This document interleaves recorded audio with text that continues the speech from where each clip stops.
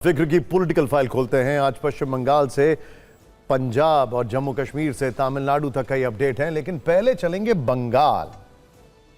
मुख्यमंत्री की कुर्सी गंवाने के बाद आज पहली बार ममता बनर्जी सड़क पर उतरी, सरकार के खिलाफ प्रदर्शन किया। ममता ने आरोप लगाया कि अभिषेक बनर्जी पर हमला करने वालों के खिलाफ एक्शन लेने में सरकार नाकाम रही है। ममता बनर्जी सरकार के खिलाफ सड़क पर है तो दूसरी तरफ उनकी पार्टी में शिवसेना जैसी बगावत का खतरा है। टीएमसी के बागी नेता अलग अलग बैठकें कर रहे हैं, जिससे पार्टी टूटने का खतरा बढ़ता जा रहा है।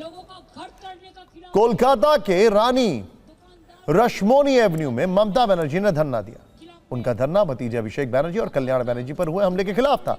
हालांकि उन्हें प्रदर्शन की इजाजत नहीं थी, लेकिन ममता मानती नहीं है।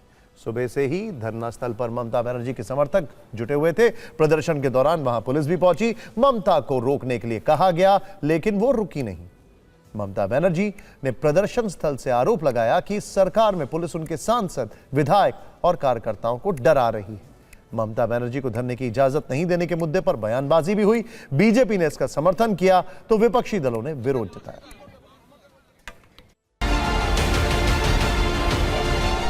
না না না না জয় বাংলা করেই কিন্তু সব দিদির উপর এটা পুলিশের কাজ নয়, সব দিদির উপর ঝাঁপিয়ে পড়ে একটা বিশৃঙ্খল অভিষেক যখন মার খেলো নো দিয়েছে তারা ফোন করেছিল, সেই ফোনের রেকর্ডও আমাদের কাছে তোলা আছে।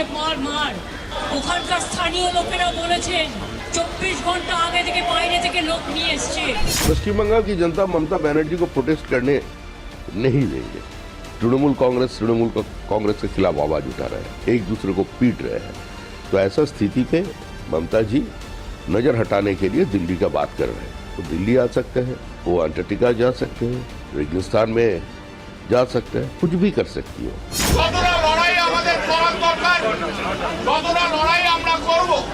আসলে অতি বিপ্লবী তৃণমূলগুলো কিছুই নয়, এগুলো চোরস্য চোর। শুভেন্দুকে হাত ধরে বাঁচবার চেষ্টা করছে, পারবেন না। प्रतिरोध जब किसी की भी सरकार हो तो उतना स्पेस होना चाहिए। ये बात मैंने तब भी कही थी जब तृणमूल के बारे में लोग ये शिकायत बीजेपी के लोग करते थे। मेरा मानना है कि लोकतंत्र में अगर ये संवादहीनता हो जाए कि एक छोटी चीज के लिए प्रोटेस्ट तक रजिस्टर करने पर दिक्कत आने लगे तो वो मुश्किल क्षण है, उचित नहीं। सरकार के द्वारा कानून व्यवस्था को बनाए रखने के लिए कोई निषेधाज्ञा या कोई निर्देश है जिसका पालन नहीं होता है तो निसंदेह पश्चिम बंगाल की सरकार प्रदर्शनकारियों पर कार्रवाई कर सकती है। सड़क पर शक्ति प्रदर्शन के बीच ममता बनर्जी की पार्टी गहरे आंतरिक संकट में फंसती दिख रही है। टीएमसी के बगावत की खबरें तेज हो गई हैं। सूत्रों के मुताबिक पार्टी के असंतुष्ट विधायक नए राजनीतिक गुट के गठन की तैयारी में हैं और दावा कर रहे हैं कि उन्हें 54 विधायकों का समर्थन हासिल है। पूरा विवाद विपक्ष के नेता के चयन को लेकर कथित फर्जी हस्ताक्षर मामले से शुरू हुआ। आरोप है कि नेता प्रतिपक्ष के रूप में शोभन देव चट्टोपाध्याय के नाम का प्रस्ताव देने वाले पत्र में कई विधायकों के सिग्नेचर फेक थे। इसी मामले में 2 टीएमसी विधायकों ने विधानसभा अध्यक्ष से शिकायत की, जिसके बाद सीआईडी जांच शुरू हुई। शिकायत करने वाले दोनों विधायकों को पार्टी से निष्कासित कर दिया गया है, जिसके बाद पार्टी के भीतर असंतोष बढ़ गया है और बगावत की खबरें आने लगी हैं। सूत्रों के मुताबिक ममता बनर्जी ने रविवार को विधायकों की बैठक बुलाई थी, जिसमें सिर्फ 20 विधायक पहुंचे।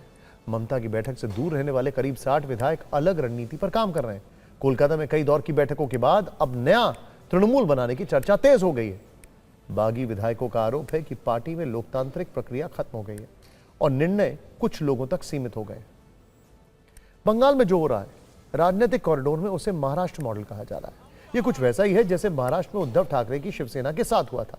एकनाथ शिंदे ने न केवल अलग गुट बनाया बल्कि पार्टी का चुनाव चिन्ह भी उन्हें ही मिल गया और उद्धव सिंबल तक नहीं बचा पाए। हालांकि ममता बनर्जी बगावत की अटकलों को खारिज कर रही हैं। वो कह रही हैं कि जो लोग टीएमसी को तोड़ने की कोशिश कर रहे हैं, मैं कहना चाहूंगी ईश्वर अल्लाह तेरो नाम, सबको सन्मति दे भगवान।